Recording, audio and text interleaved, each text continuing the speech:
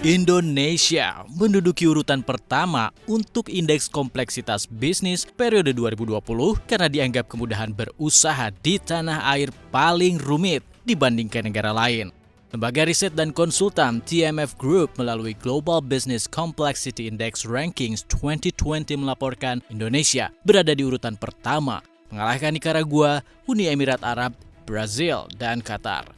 Peraturan Indonesia dianggap kuno oleh investor asing. Selain itu, penghalang utama investasi di Indonesia diantaranya ketidakpastian hukum, birokrasi yang panjang dan memakan waktu, hingga kebijakan perburuhan yang dinilai sangat kaku. Sulit bagi pengusaha melakukan pemutusan hubungan kerja atau PHK karena wajib membayar pesangon dalam jumlah besar.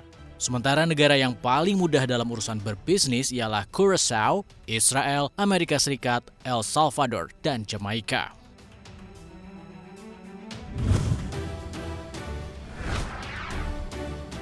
Di tengah tekanan masa pandemi COVID-19 yang masih berlangsung, Bank Indonesia meramalkan adanya pertumbuhan kredit-kredit di triwulan terakhir tahun ini.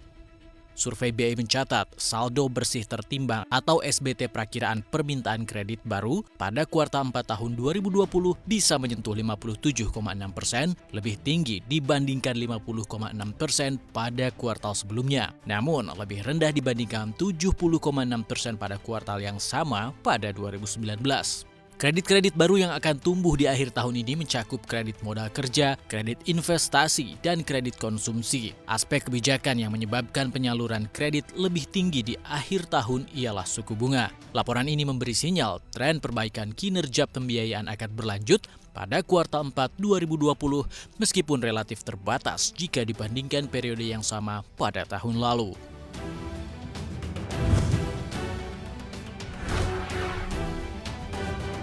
Angin segar berhembus bagi para emiten dan penerbit di lantai bursa di tengah masa pandemi COVID-19. Bursa Efek Indonesia atau BEI memutuskan laporan keuangan tahunan, laporan tahunan, dan laporan keuangan kuartal pertama emiten boleh diserahkan dalam kurun 2 bulan dari normal. Sedangkan perpanjangan batas waktu penyampaian untuk laporan keuangan tengah tahunan dan laporan keuangan kuartal 3 bagi perusahaan tercatat dan penerbit melalui SPE IDX Net diberi kelonggaran waktu 1 bulan dari batas waktu penyampaian laporan normal. Namun, bila terdapat ketentuan lembaga atau instansi pengawas masing-masing industri dari perusahaan tercatat dan penerbit yang mengatur penyampaian laporan lebih awal dari yang ditentukan oleh bursa, maka laporan wajib disampaikan berdasarkan ketentuan penyampaian laporan yang paling cepat berlaku bagi perusahaan tercatat dan penerbit tersebut.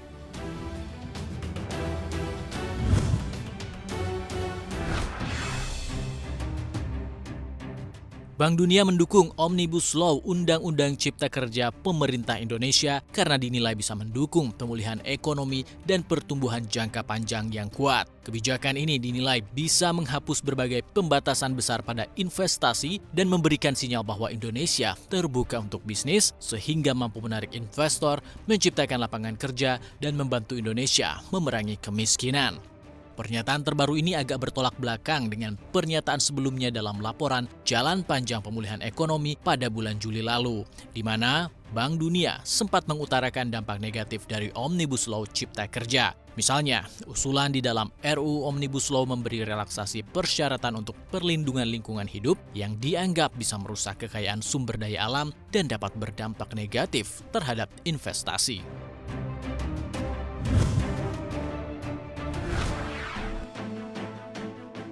Bank Sentral Eropa atau ECB siap menggeber kebijakan darurat lebih lanjut sebagai senjata untuk mengatasi dampak ekonomi dari krisis corona. Gubernur ECB Christine Lagarde menyebut Eropa kemungkinan diserang oleh gelombang kedua COVID-19.